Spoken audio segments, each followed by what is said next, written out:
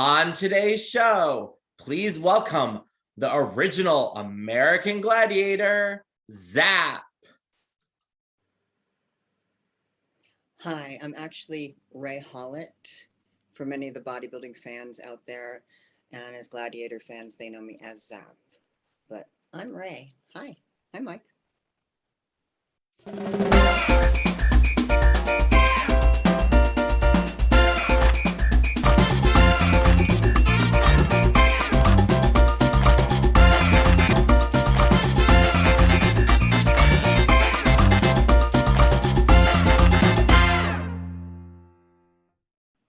Hey everyone, welcome to the Mike Grand Show. And today's special guest, she was one of the original American Gladiators, Zap. Please welcome Raye Hollitt. Hey Raye, how are you? Finally got on this show. It's tough to get on your show. I know, but I'm happy to have you. I'm happy to do this. Thank you so much for joining us here today. We're going to have a lot of fun today, guys. And Raye has an amazing career, and you started out as a bodybuilder. So the first question I want to ask you is, how did you get started in bodybuilding? Mike, I'm originally from Pennsylvania, and I grew up pretty much an athlete doing double sports. I actually wanted to be in the Olympics. I was so skinny, people thought I had an eating disorder, but that's just my family. We're all really thin. I graduated high school about 107 pounds, and I worked as a bartender in a place in Wilkes-Barre, Pennsylvania, near Scranton, Joe Biden's hometown, whatever. And I met a bouncer. Now, this bouncer wanted to do, back in the day, back in the 80s, a couples competition. And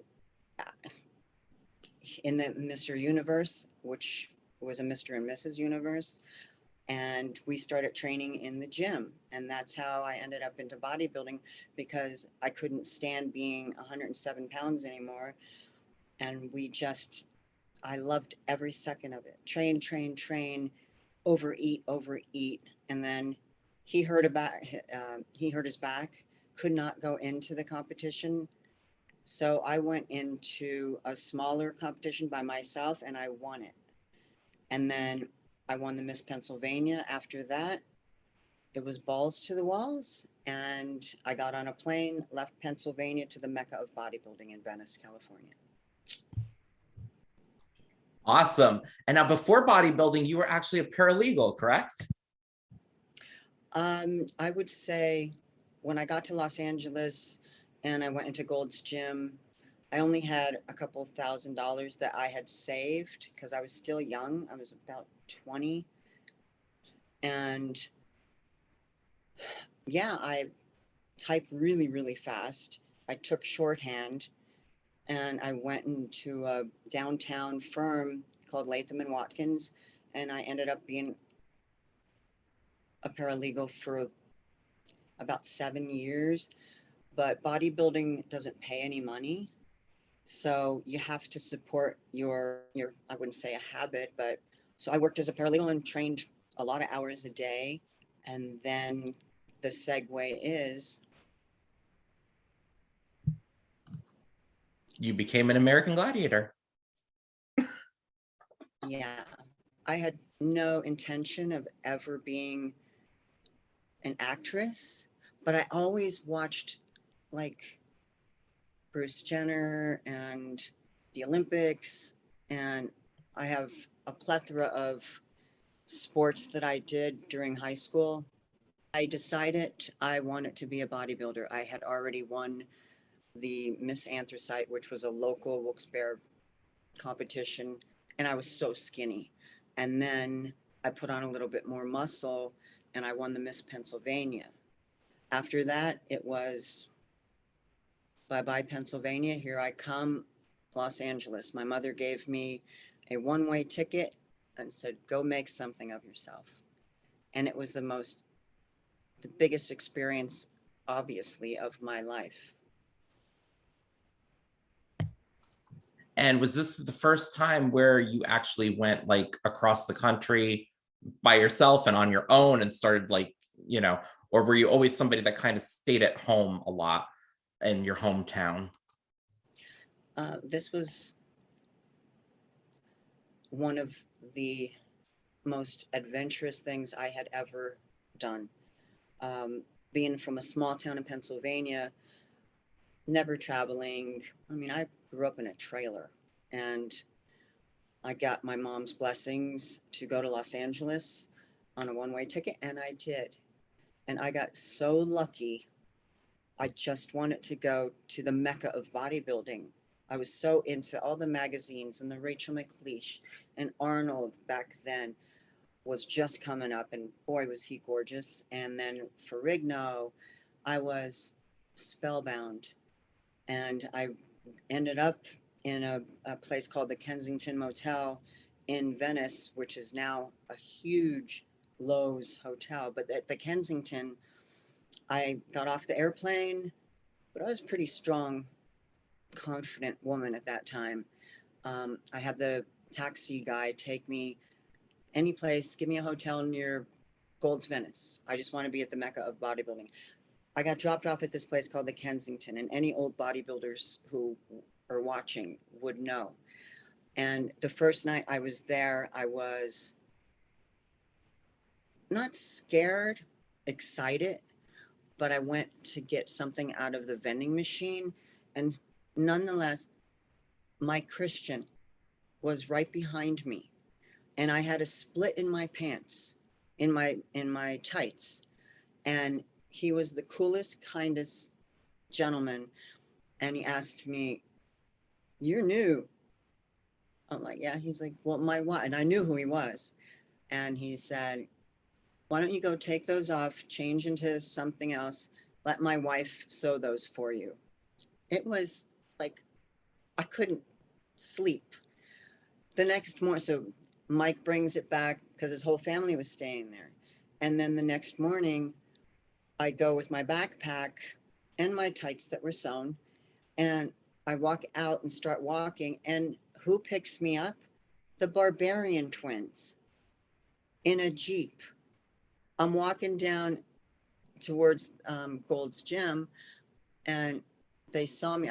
Maybe they saw me because they were there too. Maybe they saw me talking to Mike, and they gave me a ride. I couldn't believe. I threw my backpack in the back of this Jeep, and red Jeep. I'll never forget it.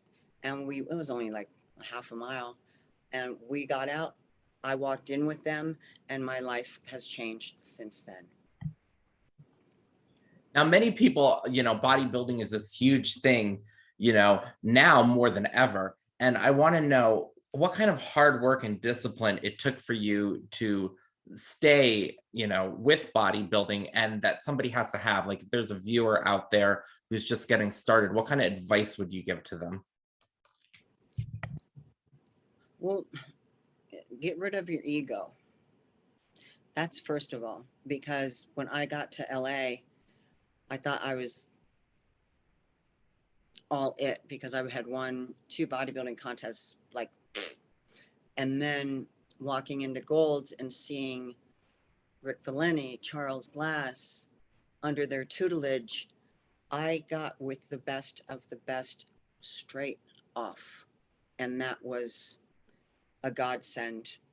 Um, but the thing with the bodybuilding today, as it was back in the 80s and 90s, it's changed. I mean, even the Olympia women are no more. I mean, my idols were Bev Francis, and because I was still pretty small for a bodybuilder, and Bev was powerlifting, I started powerlifting in order to put on the muscle. And of course, the diet, I've always been disciplined. That wasn't a problem. And when you don't have a lot of money, you're pretty much eating tuna out of a can over a yam. But it worked for me. And then I just met so many different celebrities, athletes, pro bodybuilders. I mean, I got into the thick of it And then it just took off until this little show called American Gladiators sucked me in. Yep, and we all know you from American Gladiators, and you were the original one, Zap, who actually, I heard, is it true that you didn't even have to audition to get on the show because they saw you in a movie? I did not want to be an actress. Didn't have any idea what that was about. All I knew is being in a law firm, it's really intellect driven. And so it was work, gym, work, gym. And then there was a notice at the front desk at Gold's in Venice. And one of the managers said it was for a casting call. And I didn't know anything. I was like, he's like, just go over now. I was like, and he's like, go. So I did. And because I believe I didn't know what I was doing, I picked up the lines. It was for Blake Edwards, who I didn't know who was. I didn't know him. John Ritter, maybe a little, but I was kind of busy and young at that time. And it was for Lonnie, and I read for it, and it was Lonnie's character was looking for a very female looking woman, but once she unclothed was extremely muscular. And at that time, Mike, I had been powerlifting, like competitively, and doing strength shows. So I was up over 170. That's big for a 5'6" woman, but I still looked feminine. So I walked in, didn't know what I was doing, picked up the sides and just read them. I just read it. I was like, I didn't memorize anything. And that was the end of that. The audition was over. Every other bodybuilder woman in that age, in the 80s, it was 88, who tried out. I had a tracksuit on anyway, and they wanted to see what I looked like underneath. And so I unzipped it, and I had my, sports bra on, and they stopped the casting, and that was it. That was my inception into not even a small role in a film. This was major, but being not knowing what I was getting into or who the heck I was getting into it with. I wasn't going to say it was scary. It was exciting because I didn't know what the heck I was doing. And they just walked me through it. John Ritter sat down with me in his trailer and walked me through the scenes. And he's like, Raye, you have to memorize these lines. And I was like, yeah, I kind of gather that. And then Blake Edwards was amazing, and God rest both their souls because they both passed. But that was iconic, and that's how I segued into the American Gladiators. And it was a huge hit. 7 seasons. It was great. You were there for almost all of it. The last season you weren't because we're gonna talk about this a little later because you came back as a competitor. I don't want to spoiler alert for anybody because we're going to discuss that. But it was 30 years ago. Yeah. I don't think it's a spoiler alert. But it was definitely so much fun. And I just got to ask you, first off, how did the Gladiators get their names? Is that something that you guys chose, or did the producers do that? Well, first off, again, I had no intention of being an actress. Even after I did the film, I didn't realize how big it was going to be because I really didn't know who these people were. It was just like, well, it was kind of fun. I got paid a lot of money. They treated me really well, and it was fun. But the man who created American Gladiators, his name is Johnny Ferraro. His father was a huge fan of mine. He had a poster on the door, life-size poster of me in his garage, and he used to train to it. I mean, and that's like so heartwarming. But then came along this idea of the show concept American Gladiators. And I wasn't interested really because I was too involved in other things, way too many magazines for the bodybuilding, getting invited all over the country to do the bodybuilding stuff. So, except when you have a man knock on your door, they came. He picked me up in a limo. Believe it or not, his name is Johnny Ferraro. His dad passed, but he and Gemini, Mike Horton, came in a limo and picked me up and took me to the studio.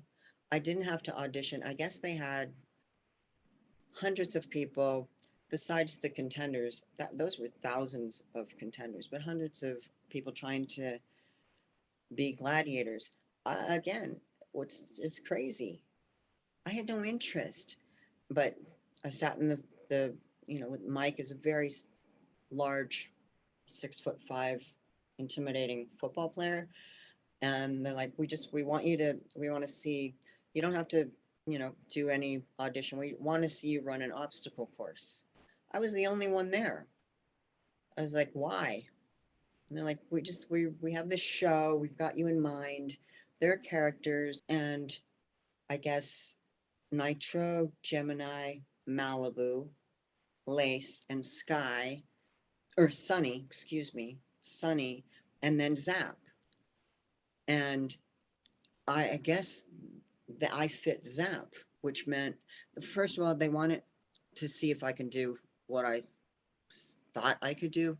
They had me run an obstacle course on the inside of the studio, which was like a cakewalk. I had done so many sports when I was young, double sports. And I used to watch Celebrity of the Network Stars. I loved that show. That's one of the reasons why I was like, this could be interesting. So I got out of the limo, got up on the obstacle course. It was so easy. And I was like, okay, what next? I'm like, you're Zap. I'm like, what's Zap? You're going to be gets in fast, strikes hard, leaves a ton of damage, and it's gone in a flash. So those gladiators, they all had like some character names, basically, they were incepted with. Well, they didn't know what they were getting into. I don't think so. From the beginning, it was, hey, let's put a pilot out and see what we can do with this. It was the inception of reality TV shows for sports, bar none. Okay, I used to watch Celebrity of the Network Stars. I was fascinated with that. I always thought it was funny. They were good. They weren't really athletes, but they held their own. But once I did the obstacle course and I got off, and they said, you are our Zap. Now, I don't know. I know Gemini had already been, I'm going to say cast. Nitro, Dan Clark. Nitro, explosive. Gemini, different personalities. Lace, very sexy. Michael Pare's ex-wife, Marissa Pare. Sunny was a very tall, 6'2", blonde, Sunny. She was a cyclist. And then I think there was me, right? Oh, forgot about Malibu. Don't forget Malibu. Nobody can forget about Malibu, even though he was on only for the first couple shows. He took a hit bad. So other than that, they told me, you are Zap. You are going to come in, cause a lot of damage, like lightning, get out fast, and Zap. I was like, okay. I didn't know what the heck I was doing. I was like, sounds good. Let's work. I guess. I had to quit the law firm, which I wasn't happy about doing. But once I got into the ring, or up at Universal, when they had the pilot, uh, it was kind of interesting to see the COVID with the people in the bleachers that were cut out, the crowd, that they were cut out audience members. And the first time that we went in to do these games, we go into the arena and it was all cut out audience members. There weren't any people in there, but it really didn't matter because we didn't know what we were doing. Sure enough, uh, it got picked up. We were at Universal after the first season, and then they made us like a tour, so that, let's say you go to see Jaws, you get out, you go see the Jaws tour. You get out and you go see um, Lassie. You get to see the dog. Well, then you get to go to the Gladiators, and everybody has to get out. And that's how they kind of filled the arena, which was so. But you don't know. I mean, I was back in, what was like 20, 21. We didn't know what we were getting into. And then all of a sudden, you get a phone call and it goes rampant. That put the kibosh on my bodybuilding career. Yep. And then in the beginning, like you said, there were 3 female and 3 male gladiators. Then over the course of the years, we got to know a lot more gladiators. Some came and went. A lot of the mainstay ones, for example, were Nitro was there for a very long time, Laser, Ice, Turbo, among some other ones. Who would you say you were the closest with out of all the gladiators over the years? I believe Ice, because Ice came in for me. All the women were pretty much bodybuilders, and I ended up pregnant on the 3rd season. Nobody knew it. I didn't tell anybody. I was having so much fun. I was really good at entertaining the crowd, and so it became like the Nitro and Zap show, because we'd get out there, and once we left Universal, thank goodness, we went to MGM, and then it was the real deal. I mean, we were packed because I guess the show caught on, but nobody knew I got pregnant the 3rd season, and I can almost kick myself because they got to pick their own names after the first 6 of us, and she picked the Ice Baby, and she rocked it, and she's still my friend, and she still rocks it. Yep, with the saying, nobody can break the ice. I remember that as well, that she used to say. And Ice was an excellent gladiator there. And then one question I do have, they did have a second Lace later on that was there for a couple episodes. Was there a particular reason why they named her Lace that you know? Since they already had a previous Lace? Honestly, Mike, because the show became so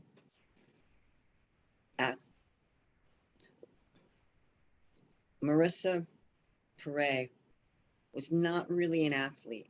She was more playboy, showy, sexy. But when it came to the games, it started to get where you're going to get hurt. That sex appeal only lasts a little. You still have to go out, and these contenders are coming in. I don't know if people understand this, but they are coming in with blood. I mean, they wanted to take us out, make a name for themselves, and some did. But that's why it was a revolving door, because I don't know why they had such a hard time finding people who can actually entertain. Like Nitro and I were the most in your face gladiators. Ice, kind of. Laser, kind of. Tower, kind of. There weren't many who were ready to get on a mic and get the audience standing up and getting going, which got the blood pumping. And just, I think it was awesome that they chose Lace in the beginning because it was sex appeal. But then, Mike, it got real serious, real serious. You better have been an athlete. And that's why some of the gladiators in the third and the fourth and the fifth season were big, big athletes. Mm-hmm. And the guys too. Yep. And now with so many amazing contenders, because they called the contestants the contenders back then. Were there any contenders that you looked at and thought to yourself they would make a great gladiator? No, I don't see any contenders that would have made a great gladiator. I really don't. Quite frankly, they were athletes, pretty much collegiate athletes or basketball players, or even maybe some of the men, but we weren't allowed to converse with them at all. I mean, they had their own training room. We had our own training room because it was a reality show and there was a lot of money on the line. And that would have jeopardized things. So we didn't really get to know any of them, none of them. I mean, I've got a few in my head that I would like to take their head off. Not now anymore, but back then, because they were, the people who they chose were like firefighters, even military for the guys. And boy, you had to be really on top of your game. Which I got really on top of my game. So it didn't matter after a while. Was there any of them that you thought to yourself, my gosh, they're a real good competitor. Like they're giving me a run for my money at this particular event right now. Is there anybody that stands out?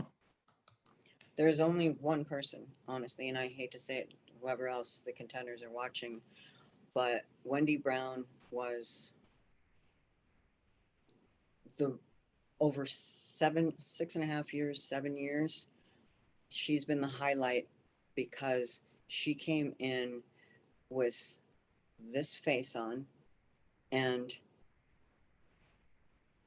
not nice, not how you doing. It was balls to the walls.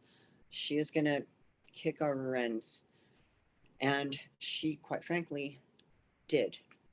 She did. And there, all of us, all the gladiators are like, she was a over 6 foot tall basketball player, I think for USC. I could be wrong. You might want to look that one up. But, and here's the thing that people don't understand is that we are doing this day after day after day after day. The contenders, they didn't have to do that. So the way that it was shot, we were doing, because it's in a studio with an audience, they would set up, let's just say, the rings, okay? As a gladiator, I would have to go up there and do the rings over and over and over again.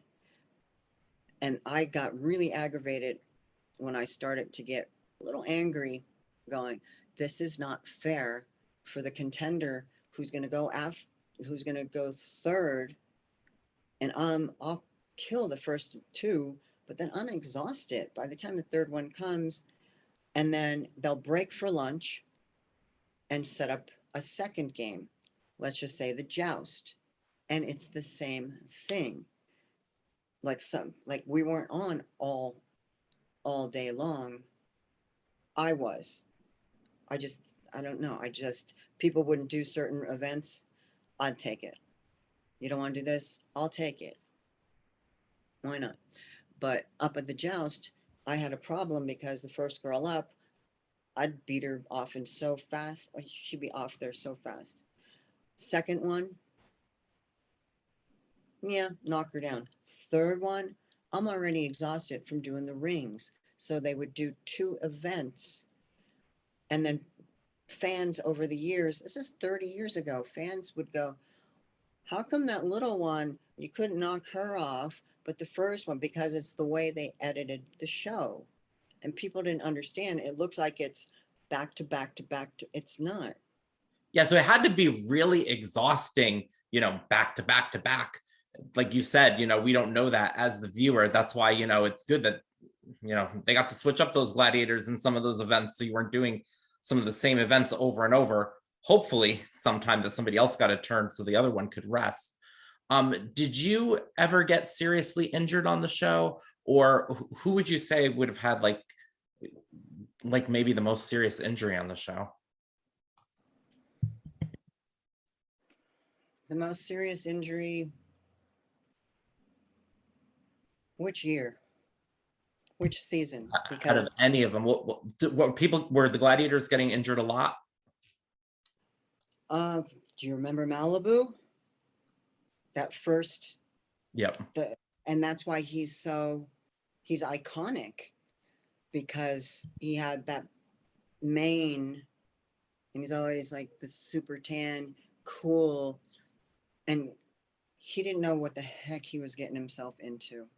And there was an event called Human Cannonball, whereas a contestant would be about 30 feet with a rope and a disc between their legs that they would jump on. We are standing on that jousting platform, which is 15 feet off the ground. It was about 3 feet wide. There's nowhere to go.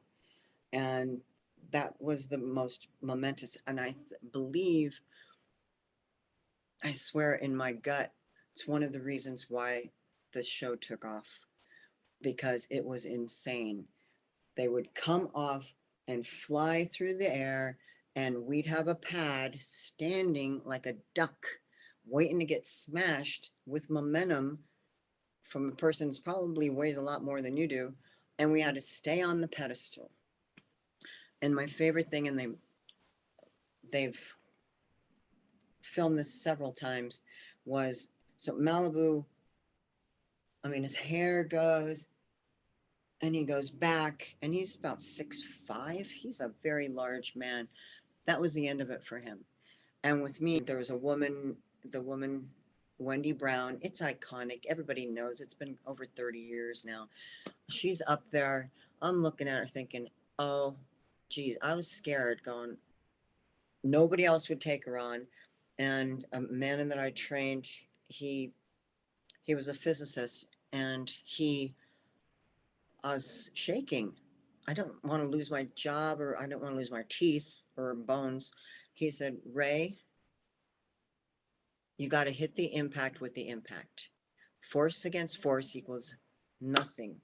He goes, you got to trust me. When she's coming down, lean into it. It'll take away. And it did. It took, I couldn't believe I did what he said. She came down. I timed it. Boom. And hit her. And it was like nothing ever happened. She went flying back. I stood up. Everybody stood up going, what the hell just happened? And I was like ecstatic. And that's been a highlight for almost 30 some odd years now, because nobody could believe that I didn't lose my teeth. And it was awesome. And that kept my job for the next couple of years. And then they got rid of that stupid event. Yeah, that event disappeared. There were so many events. I'm just going to name some of them here. There was Powerball, which my personal favorite. I loved Powerball. There was the Joust, the Wall, Hang Tough, Atmosphere, Breakthrough and Conquer, the Eliminator. Can you tell me which one was your favorite event? And do you have any particular memories of any of these events that just particularly really stand out? I don't know. I don't think any other gladiators prepared. But everything that I do, it takes a lot of discipline. So the rings were my, I'd say, favorite and best event, because I would play with the contenders. Reason why Because I practiced in Santa Monica, right where I started bodybuilding. They have rings down there and all kinds of apparatus to play on. And I would go and play on it. I played with my daughter, wrapping my legs around. I did like this little twist. It was more to me, for me, entertaining. And I think that's why I lasted so long, because I can wait, I can hang on with one hand and wave at the crowd. But Mike, you got to listen to this. I got a little cocky going to the rings. I used to do a spin. Why? I don't know. I thought it was entertaining. I would do a spin. They'd have the fear of God on their face, coming around, waiting to get. It was my best event. I took a spin. I got clocked right in the center of my forehead with a ring and just completely went down. Like, and the next thing I knew, I was in the locker room. I guess Nitro, they ran out and picked me up off the mat. It's funny to me because you think you're really good at something and then something like that fluke thing happens and lights were out for Zap. But anyway. And then, after, at one point during the last season, you came back and you were a contestant on the show. So what I want to know is, how did you prepare yourself to be a contestant? How did you see the game? Did you see the game differently now that you were a contender? I had been on the show for 6 seasons.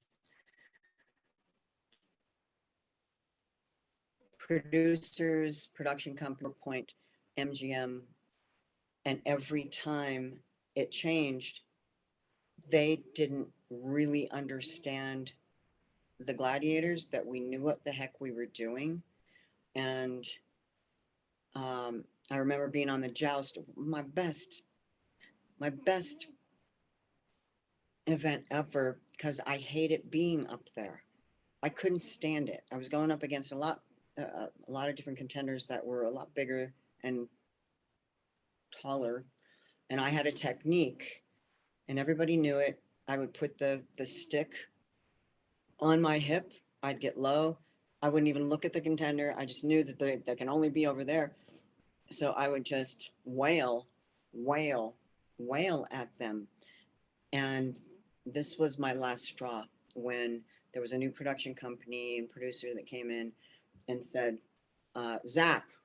I was up on the platform, and I had been doing this for 6 years.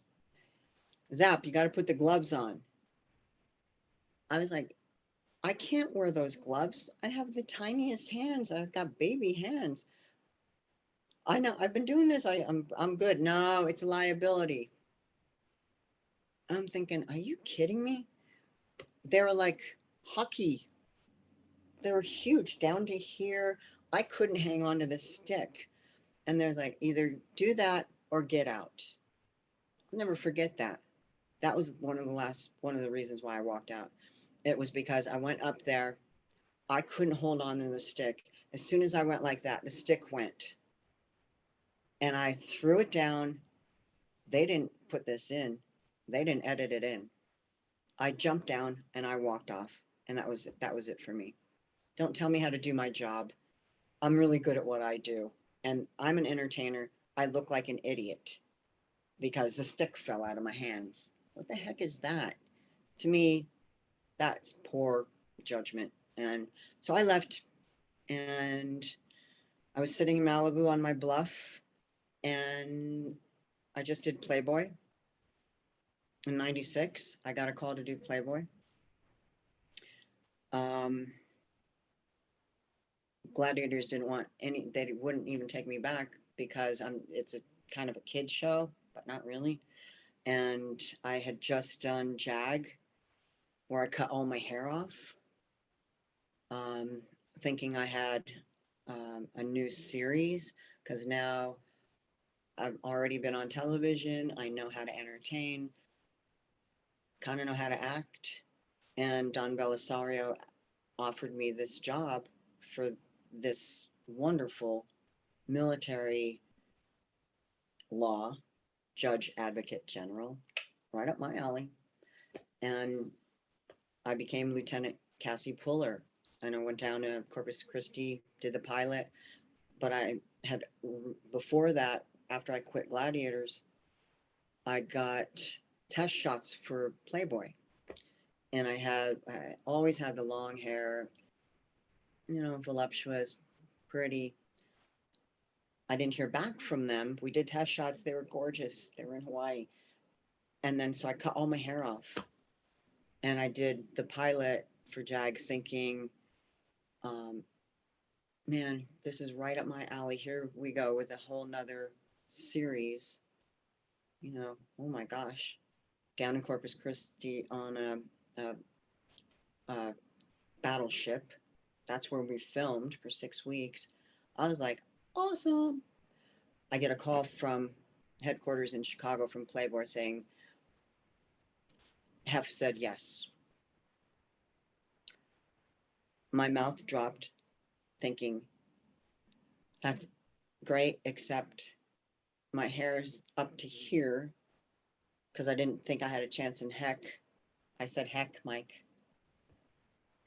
that I would ever do Playboy. And it all kind of, again, I think I have a horseshoe up my butt because getting to do the pilot, not doing the series, that's okay. But then I'm sitting on the bluff after I just did Playboy in the desert with short hair, 96 by the way. And then I get a call from the producers saying, we have an idea. We want you to come back. No, I just did Playboy. I'm good. I'm golden. They're like, yeah, but as a contestant against your fellow gladiators. And I'm looking over the Pacific, sitting in a lawn chair. I remember it specifically, going, how much? Not kidding. They said this amount. And I said, you know what? Double it. I'll be there. Done. That was it. That's how that ended. And then at the total end of me going against my friends, it was kind of funny because I had been an experienced gladiator for so long. I knew how to run up the wall. I knew how to joust. I knew how to pick a game.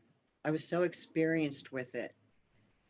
But the other gladiators are like, let's just have fun. So Ice and I are jousting each other. It was kind of funny. And me in short hair, and I had lost a lot of weight to do Playboy. And then Dallas Shannon Hall, who's another close friend. Too bad the show didn't go on because she would have rocked it.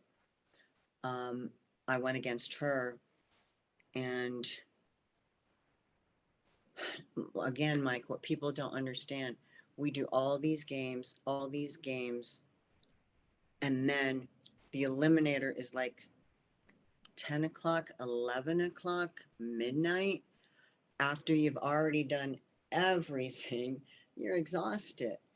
Now, Dallas is about 15 years younger than I, and we went head to head on everything. And it was fun. But then at the end of the Eliminator, you had to climb over the walls to the end. And me being the entertainer and not wanting to do another show, I went up the wall and sat there and waved and said, out with the old, in with the new. Congratulations, Dallas. And I ended it like that. I thought that was very entertaining. And then the show ended. Like, no, the show ended. Yep. And you did get to go on tour. Can you tell us about the tour that the American Gladiators went on? One of the most memorable moments in my entire life, and probably will be forever, is when we went on tour, on that 100-city tour, starting in Maine. We ended up in Madison Square Gardens. Granted, again, people aren't understanding. We would do the show, say goodbye, get on the bus, our tour bus, go to the hotel for a couple hours, get back on the bus, go to the venue for a bunch of real blood hungry, pretty much college athletes that wanted to kick our rents. And we're going night after night after night, injury after injury, no sleep, going, oh, I don't know if I could do this. Who wants to pick up this? Who wants to do that? We got to Madison Square Garden, and the announcer says, anybody want to know where Zap's been? And I came out with my daughter, Teddy Raye, on my hand, and I lifted her up in front of a sold out arena, and I held her up in my hand.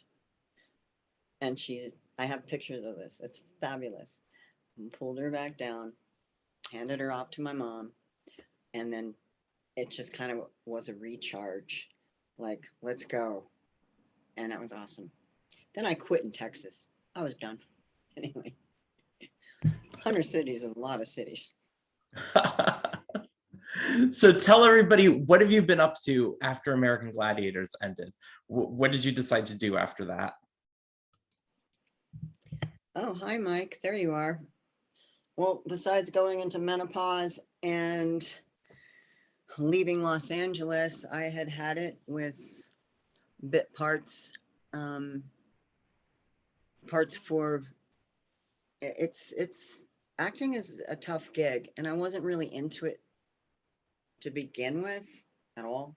So, my daughter's, been growing up. All the other gladiators, we all dispersed around the country, and, Idaho, Montana, Florida. So we all lost a lot of touch, but that's par for the course. And I was in LA. It was going on auditions that for a day player part was not in my, wasn't gonna happen. So we ended up leaving Los Angeles with my honey at the time, and we moved to South Lake Tahoe. And I got a job immediately. I didn't even have to, let's say, audition.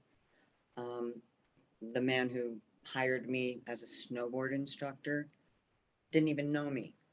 He got the job. I met him. He's like, I know who you are. He's like, yeah, I can tell you know what you're doing. And I did. And I've been doing that for about 5 years. Got married in 2017, and enjoying this life up here.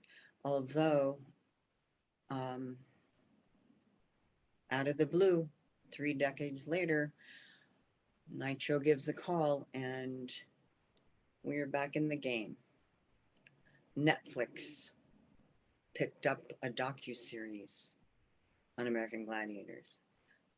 The primary players, Nitro, me, Ice, Tower, Laser. I think that's about it. It's so funny. I'm looking at a box. I'm not sure who else they have, but we already shot that down in LA. It won't be out until later. So whenever you air this, it's fine. But that was really interesting to see everybody who's still really in shape and doing really well with their lives. Nitro wrote 3 books. It's incredible. 3 books. He had a heart attack. He almost died. And I'm just enjoying the quality of life up here. LA became a little bit too toxic, and getting older and having my daughter, I just like the mountains. I'm from Pennsylvania, and everything comes right around until you have to go back down to LA and film for Netflix. It should be interesting. We got a lot of good stories. Uh-oh. Uh-oh. I can't wait to watch it. That's going to be so much fun to watch. And Uh-oh.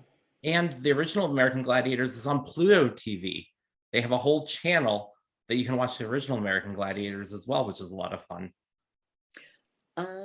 It's fun for you guys. It's not fun for us. Yeah.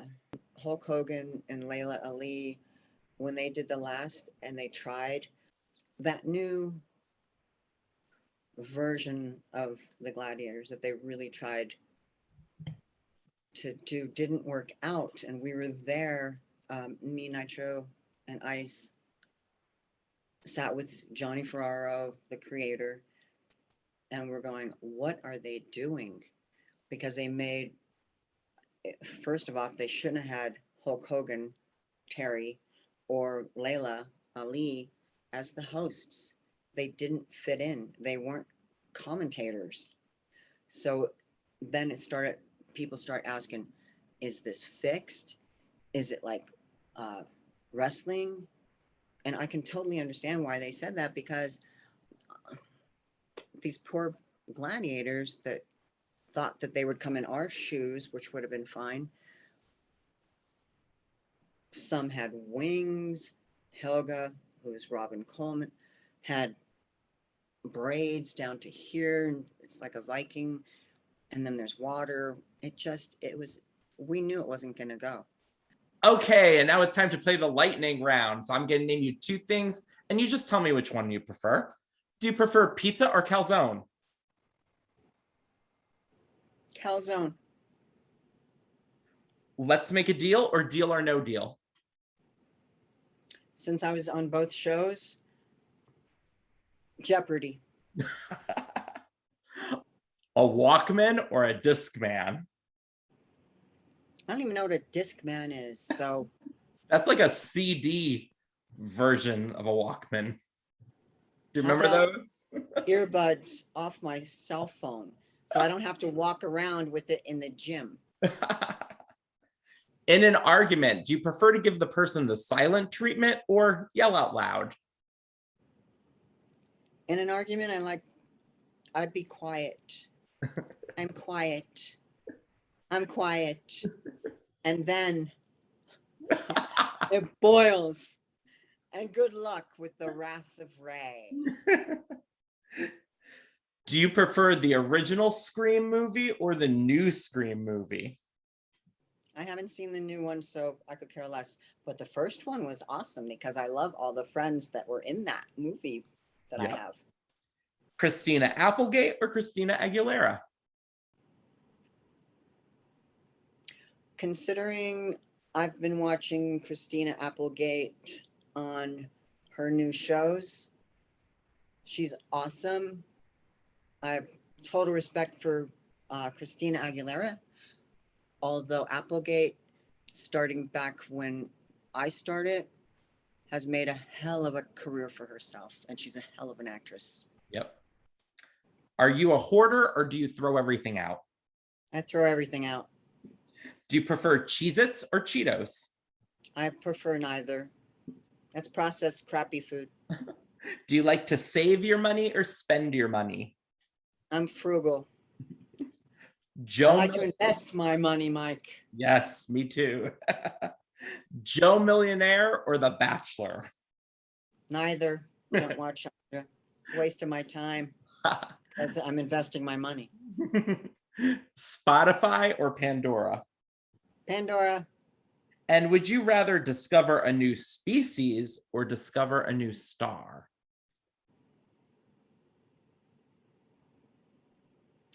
Well, I am watching Aliens, and I'm quite fascinated in aliens. So that's got my attention. But I think when it comes to aliens, there are species involved and stars involved. Okay, thank you so much for joining us here today. All right, Mike. So, what would you like to say to all the fans who are watching? Well, this has been interesting because it's been 30 years plus. Um, Actually, it's been 33 years, and I know that because of how old my daughter is, who's 31. And some of the other gladiators are grandparents, which baffles me, but that's okay. Um, it's just like we cannot believe it's so iconic. And with the whole Netflix docuseries that they're interested in doing, you know, a series on us.